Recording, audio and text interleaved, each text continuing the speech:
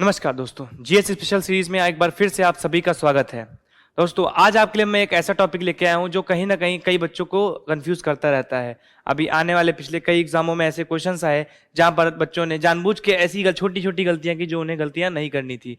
वो था जो ये वर्ड होता है फॉरेस्ट कवर। इन फॉरेस्ट कवर इसके बारे में डिस्कशन। दरअसल हमारे पास कई टर्म होते हैं, what is recorded forest area, what is forest cover, what is tree cover. तो आज हम इनके बारे में डिस्कस करेंगे कि very thin very dense forest क्या होते हैं, वेरी थिन फॉरेस्ट क्या होते हैं, ये सब चीजें क्या क्या होती हैं। तो सबसे पहले अगर हम बात करें फॉरेस्ट कवर की, तो फॉरेस्ट कवर क्या होता है बेटा? तो फॉरेस्ट कवर अगर हम बात करें United Nation food and agricultural organisation की कह सकते हैं फॉरेस्ट रिसोर्स असेसमेंट रिपोर्ट के मुताबिक, तो एक ऐसा कोई भी एरिया जो 1 हेक्टेयर में फैला हो और उसमें कम से कम जो ट्रीज हैं वो 5 मीटर की हाइट को डिनोट कर रहे हो, साथ ही साथ जो उनकी डेंसिटी है वो 10% से ज्यादा हो। तो यहाँ पर 3 चीजें ध्यान रखिएगा। टोटल एरिया कितना होना चाहिए ट्री कवर का? वहां पे होना चाहिए 1 हेक्टेयर का मिनिमम। वहां पर जो ट्री डेंसिटी है वो कितनी होनी चाहिए? तो लगभग ट्री डेंसिटी 10% की होनी चाहिए। और वो जो वहां पे पेड़ है, जो ट्री है, वो कितनी हाइट तक मिनिमम जाना चाहिए? तो मिनिमम 5 मीटर की हाइट को वो कवर कर रहा हो। ऐसे एरिया को United Nations food and agriculture organisation क्या मानता है? फॉरेस्ट कवर मानता है। ठीक है, अभी इसके आगे के टर्म्स के बारे में भी बात करेंगे। अब देखिए फॉरेस्ट भी कई तरह के होते हैं, जिसमें सबसे पहला होता है वेरी डेंस फॉरेस्ट। तो ये वेरी डेंस फॉरेस्ट कौन सा होता है? तो ऐसे सभी लैंड, ऐसी सभी जमीनें जहां पर ट्री कैनोपी की जो डेंसिटी होती है वो 70% या उससे ज्यादा होती है, उसको वेरी डेंस फॉरेस्ट बेटा बोलते हैं। नेक्स्ट बात करें अगर हम, तो मॉडरेटली डेंस फॉरेस्ट की बात करें, तो ऐसी कोई भी जगह है जहां पर 40% की डेंसिटी हो, 40% से ज्यादा हो मगर 70% से कम हो, वहां पर क्या होता है? वहां पर हम बोलते हैं मॉडरेटली डेंस फॉरेस्ट। अगर हम बात करें कि कोई ओपन फॉरेस्ट क्या होता है, तो ओपन फॉरेस्ट की सिंपल डेफिनेशन ऐसी होती है कि 10% की मिनिमम डेंसिटी होनी चाहिए और मैक्सिमम डेंसिटी 40% की है, तो ऐसी जगह ओपन फॉरेस्ट बोली जाती हैं। ये बेटा ऑफिशियली रिकॉग्नाइज्ड डेफिनेशंस हैं और इन्हीं से क्वेश्चंस बनते हैं और हम कंफ्यूज हो जाते हैं अक्सर। ठीक है, अगला है हमारा स्क्रब। तो स्क्रब क्या होता है? स्क्रब वो जगह होती है जहां पर जो ऐसी फॉरेस्ट डेंसिटी होती है जो 10% से भी कम हो। और फाइनली हम आ जाते हैं नॉन फॉरेस्ट एरिया या डेजर्ट एरिया में, जहां पर ऐसा कुछ भी नहीं है। पैचेस ऑफ 1-2 ट्रीज मिल गए तो मिल गए, वरना वो भी कोई बहुत बड़ी बात नहीं है। तो ये बेसिकली डिफिनेशन थी फॉरेस्ट की और टाइप्स ऑफ फॉरेस्ट की।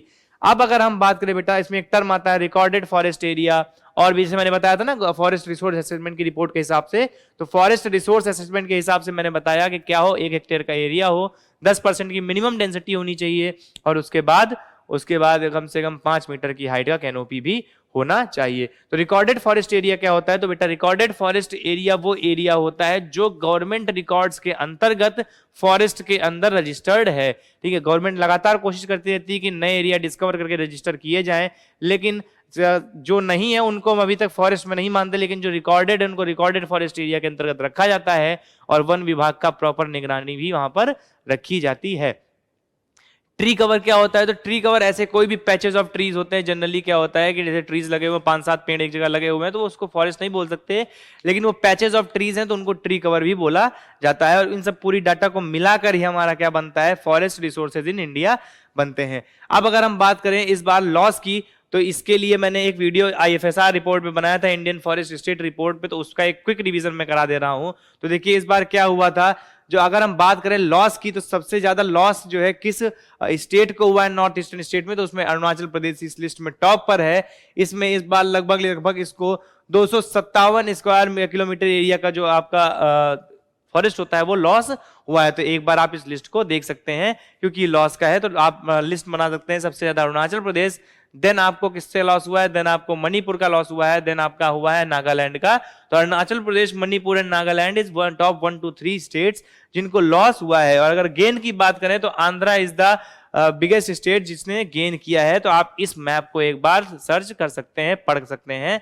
इसके लिए हम लोगों ने PDF हमारे टेलीग्राम चैनल पर प्रोवाइड करा दिया है, आप आराम से इसको पढ़ सकते हैं। साथ ही इसके साथ मैंने एक Indian forest state report video भी बनाया था, वहां पर आप डिस्कशन कर सकते हैं। मेन मोटो हमारा यही था कि एक बार हम इन टर्म्स को डिफाइन कर दें ताकि आप समझ सके कि हाँ फॉरेस्ट कवर ये होता है, स्क्रब ये होता है, फॉरेस्ट एरिया ये होता है, रिकॉर्डेड फॉरेस्ट एरिया क्या होता है, ट्री कवर क्या होता है। अगर हम एक बार इसको क्विक रिवीजन करें तो भारत के पास लगभग 7,13,779 स्क्वायर किलोमीटर का ओवरऑल फॉरेस्ट कवर है इंडिया में। ठीक है, जिसमें 7,204 मिलियन टन का टोटल कार्बन स्टॉक है कंट्री का। ठीक है, अगर इसको हम बात करें जियोग्राफिकल एरिया से, तो लगभग इस साल भारत ने अपने टोटल ज्योग्राफिकल एरिया का 24% अप्रोक्स बोल रहा हूं, टू बी प्रिसाइज 23.75% जो है आपका, टू बी प्रिसाइज अगर हम देखें तो लगभग 24% के आसपास जो है भारत जो है पहुंच चुका है किसमें, ठीक है, फॉरेस्ट एरिया कवर में। और भारत का टारगेट है कि लगभग हम 33% का फॉरेस्ट एरिया अपने इंडिया में बनाकर रखेंगे। ठीक है, गेनिंग की बात करें तो सबसे ज्यादा गेन किसने किया है, तो सबसे ज्यादा गेन आपके आंध्र प्रदेश ने किया है, नेक्स्ट आपका तेलंगाना ने गेन किया है, और उसके बाद नेक्स्ट आपका उड़ीसा ने स्टेट वाइज गेन किया है। और लूज करने की बात मैंने बताई थी बेटा, तो अरुणाचल प्रदेश ने सबसे ज्यादा लूज किया था, फिर मणिपुर ने लूज किया था, फिर नागालैंड ने यूज किया था। अब कंसर्न्स क्या थे इस बार की रिपोर्ट के, तो कंसर्न्स ये थे कि 1582 स्क्वायर किलोमीटर का जो फॉरेस्ट है वो डिक्लाइन हुआ था, ये एक समस्या है सोचने वाली। और इसमें से सबसे बड़ा सोचने की बात ये है कि जो नॉर्थ ईस्ट, जिनको हब बोला जाता है, इनको जिनको लंग्स ऑफ द कंट्री भी एक तरह से हम बोल सकते हैं, वहां पर 1020 स्क्वायर किलोमीटर का डिक्लाइन एरिया में हुआ है। ठीक है, लगभग भारत में 35% फॉरेस्ट ऐसे हैं जो फॉरेस्ट फायर के लिए मतलब सेंसिबल हैं, वहां पर फॉरेस्ट फायर लगती रहती है टाइम टू टाइम। तो ये सब चीजें यहां पर आपको याद रखनी है, एक बार देखनी है। मैंने आपको थोड़ा सा बेसिक सा आइडिया दिया। अब इंडिया ने एक और खास काम किया, तो इंडिया ने खास काम ये किया है कि जो अपना फॉरेस्ट और ट्री कवर टोटल एरिया है उसको 15,000 स्क्वायर किलोमीटर का पिछले 6 सालों में बढ़ा लिया है। ये भी एक अचीवमेंट है नो डाउट, लेकिन डिक्लाइन कहां हुआ है, नॉर्थ ईस्टर्न स्टेट्स में डिक्लाइन हुआ है, वो एक चिंता का विषय होना भी चाहिए। लेकिन अगर ओवरऑल हम देखें तो इंडिया ने क्या किया है, इंडिया ने लगभग 15,000 स्क्वायर किलोमीटर का फॉरेस्ट और ट्री कवर, देखिएगा यहां मेंशन कर रहा है मैंने forest and tree cover. Forest की मैंने बात की थी, तो फॉरेस्ट का मैंने बताया था मिनिमम 1 हेक्टेयर एरिया होना चाहिए, 10% डेंसिटी और एंड ऑल दैट। और ट्री कवर वो है जहां पे ट्री पैचेस की मदद से हम गिनते हैं उसको भी ट्री, क्योंकि भाई अल्टीमेटली है तो वो हमारे देश में ना, तो उनको भी गिनेंगे तो ट्री कवर वो ट्री पैचेस होते हैं। ठीक है, तो लगभग 15,000 स्क्वायर किलोमीटर जो है पिछले 6 सालों में फॉरेस्ट और ट्री कवर को मिलाकर भारत ने बढ़ाया है, ये एक बहुत बड़ा अचीवमेंट हो सकता है। ठीक है, भारत में जो फॉरेस्ट कवर एरिया है वो लगभग 24% का जो है इंडिया के टोटल ज्योग्राफिकल एरिया के हो चुका है, जो एक बड़ा अचीवमेंट है। सरकार लगातार कोशिश कर रही है कि हम इसको आगे बढ़ाएंगे और ले जाएंगे कहां तक, तो 33% तक ले जाने का सरकार का इरादा है, और सरकार यहां तक ले भी जाएगी। अब ये देखना होगा कि एक सरकार काम कब तक कर पाती है। तो दोस्तों ये सब चीजें भी हमको यहाँ पर ध्यान रखनी चाहिए, ठीक है, क्योंकि ये अल्टीमेटली हमारे कंट्री में हो रही हैं, ये सब चीजें हमें पता होना चाहिए। ठीक है, चलिए आगे बढ़ते हैं, देखते हैं अगला इसमें हमारा क्या है। तो अगला अगर हम देखें तो इंडिया जो है वो लैंड टू लाइफ, यानी कि जो है जमीन में जान ला रही। एग्जाम्पल के लिए ऐसे कई क्षेत्रों में सरकार या वहाँ की कम्युनिटीज ने स्पेशल प्रयास किए हैं, जिनकी मदद से वहाँ की जमीन जो बंजर थी उसको जो है उपजाऊ बनाया है। वहाँ के जो बंजर खेती जगह थी जहाँ पर कुछ भी उगने के आसार नहीं थे, वहां पर क्या किया है, पेड़ों को उगाया है। पेड़ों को उगाने के साथ साथ वहां पर फसल या खेती करने के भी उपाय किए हैं। एग्जाम्पल के लिए 1.3 मिलियन हेक्टेयर जो है फॉरेस्ट और ट्री कवर इंक्रीज किया गया है। ठीक है, 2015 से 2019 के बीच में। ठीक है, तो अलग अलग जगहों पे पेड़ों लगाए गए, प्लांटेशन किए गए, तो ये सारे कार्य किए गए थे। तो ये सब आप ध्यान दे सकते हैं।